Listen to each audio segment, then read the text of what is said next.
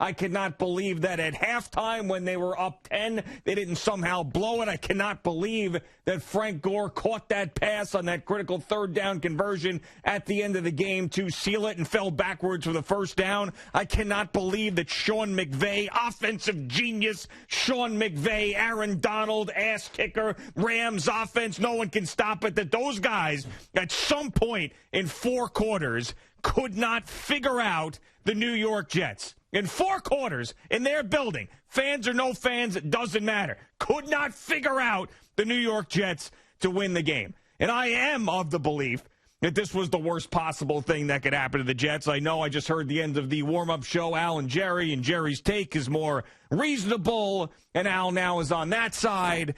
And I know that you just don't know at this point about who is going to be good, and there's many examples out there about teams who thought they lost out on something and then really didn't. And it's more than just a player. And there's so many things that you could say to try to make yourself feel better this morning if you're a Jets fan. But all of that is far less likely to end up in the good column than Trevor Lawrence being a great quarterback.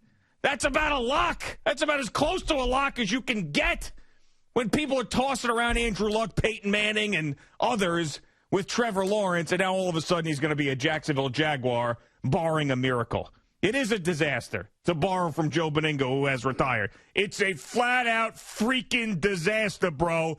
Good morning, Boomer. How are you? Good morning, G. Yeah, it's amazing watching Jet fans watch this thing unfold yesterday. I mean, they weren't really sure how to react.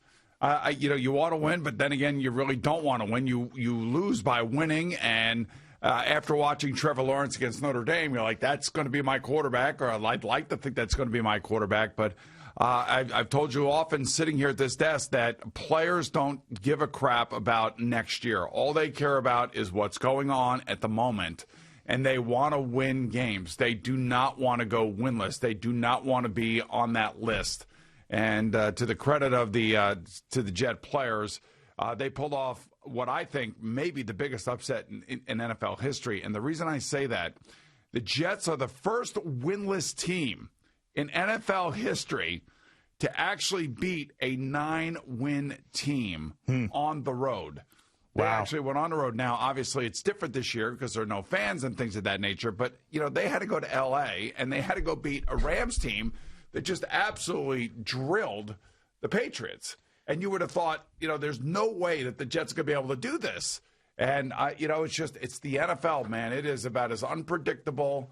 I can't even think about how many knockout pools got ruined yesterday. Oh, my goodness. Well, of course, if you still had the Rams, that is, or what type of pool you were in. I mean, I just can't. The thing that was so perplexing to me was the fact that Rams defense never figured out this horrendous Jets offense. Never.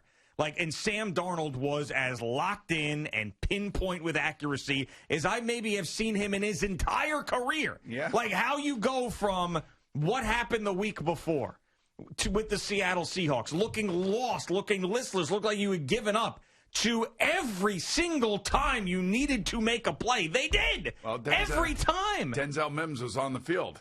Yeah, there's something to be said about that too, because he missed that Seattle game. I don't know, but the other thing that was probably even more impressive to me was the defensive performance of the Jets. Sure, without Greg Williams, where's Greg Williams when you need him? Right, that's the way you must be thinking. A lot of people were probably thinking the same thing yesterday. I am not a Jet fan. People need to know that. I'm not a Giant fan. People need to know that. As far as the NFL football is concerned. I don't have a rooting interest. I actually root for players and coaches. That's why I want Daniel Jones to do well. That's why I want Joe Judge to do well. That's why I wanted Adam Gase 2 years ago to do well. And I'm certainly pulling for Sam Darnold. I want these guys to do well.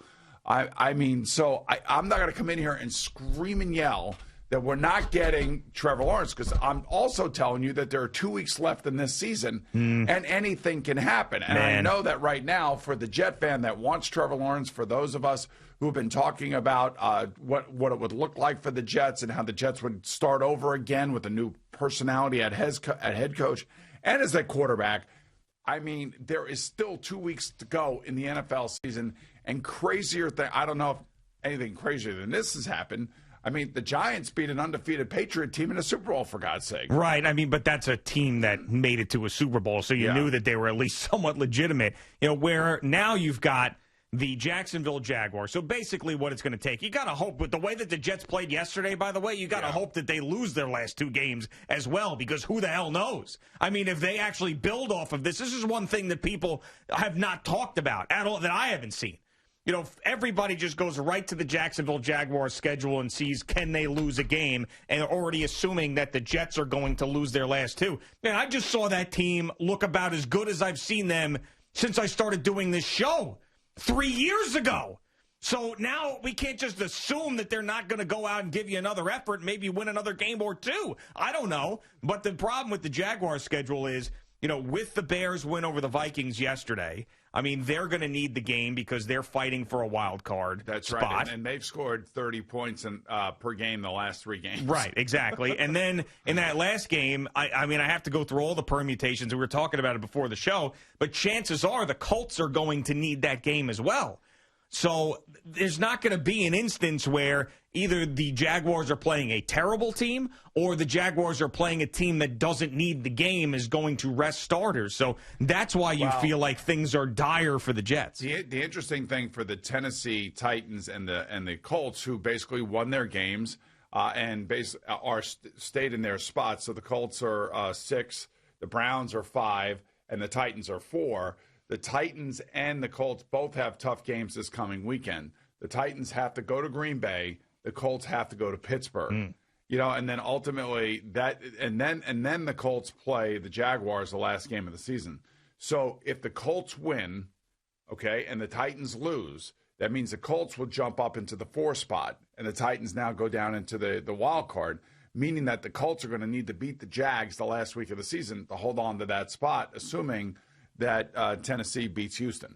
Right, and then do we know who holds the tiebreaker between those two? The Titans have the tiebreaker. So they're definitely going to need the game. That's why the Titans right now they have the same overall record. Right, but the Titans have the 4th spot. They are the NFC South leader. Okay, so there you go. So they're going to need the game. I mean, either way, they're going to need the game. So the point being is that Miami's got a tough finishing schedule here. Baltimore has the easiest schedule in the NFL left. And everybody believes that Baltimore is going to get to 11-5. And, the Steelers are heavily in the mix here these last 2 weeks because they play the Colts and they also play the Browns. And, this would be interesting. The Browns have had their first, 10-win season in God knows how long. And, they had a good, solid second half last night. We'll get into the Giant game and all the machinations that took place early in that game. Was unbelievable. But, this AFC, there could be an 11-win team that doesn't make the playoffs. Right, which is incredible in this particular year. Now, I was thinking there was a point in the middle of this season where I said, when you put up with a lot of garbage with the teams that you root for, if there's a reward at the end somewhere, you put up with it. And I thought, a couple weeks ago that there was a real good chance there was going to be a reward at the end of this season for both the Jets and Giants, because the Giants were, at that point, a couple weeks ago, favored still to win the NFC East, get a home playoff game. So you're like, wow. I mean, last couple of years have been rough. Beginning of the season was rough, but you went through it. You figured it out. Even though it's a down year in the division, to win it is incredible. You got a home playoff game to get some juice around here. And I also said what the Jets have gone through, all these losses, being the laughing stock, getting your doors blown off almost every week, losing in the embarrassing fashion you did to the Raiders. The gift at the end was Trevor Lawrence. Now we sit here this morning, and neither one of those things are likely to happen. So this season has been just basically worth nothing. It's been worth nothing for both teams. Yeah. I mean, that's the way you feel about it this morning. You've gone through all the losing, you've gone through all the frustrations, and you've got nothing to show for it. Maybe you feel like, and here's the other part of it. So with the Giants, not only was it taken away from them, the division title, but the 2 things that you felt good about a couple weeks ago are now back in question, which is Joe Judge and Daniel Jones. Because Joe Judge in a critical game is calling up and dialing up plays where his holder is throwing to the center, for crying out loud. I mean, he's challenging stuff at the end of the game that I don't even know what in the hell he's thinking on that onside kick. Nobody could see anything on that. And then going for it, not kicking field goals when he shouldn't be kicking field goals. That was a miserable performance by Joe Judge last night. Let's call it what it is.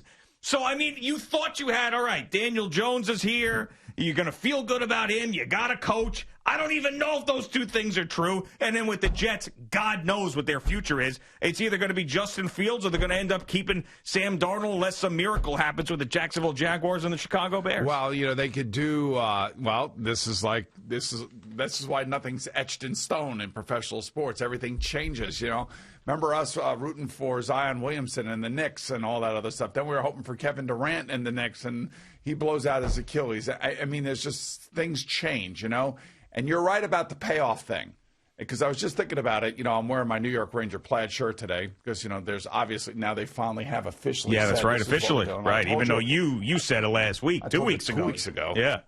So anyway, I'll never forget the, when they opened the bubble, the Rangers went in and went right out. Mm-hmm. And I was so mad because they got swept by the Carolina Hurricanes. They looked awful. Henrik was playing, and unfortunately he didn't play well. And, you're just like, oh, my God.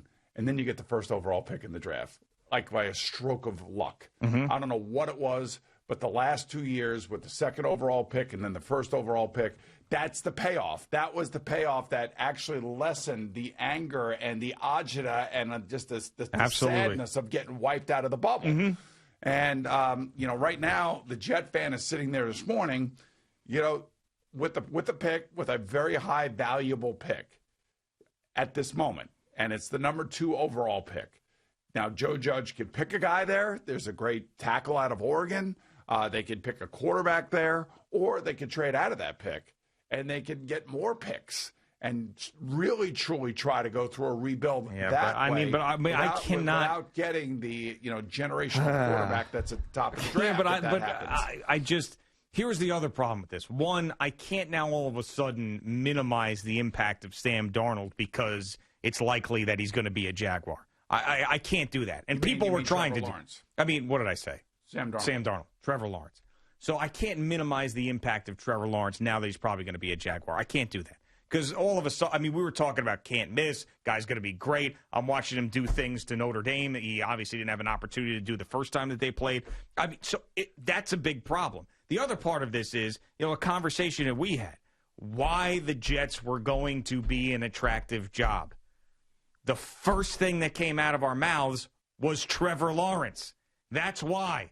Every time you said a head coach is going to want to come here, you listed other reasons after it. But the first thing we said every time was Trevor Lawrence. Yes. So now I think that not only are you not getting Trevor Lawrence, you're also going to be picking from the second tier of the coaches that are out there, and you're going to have to try to hit coordinator jackpot again with one of these guys. So, I mean, this was as impactful as a win as you could possibly have for a franchise that wasn't a Super Bowl victory.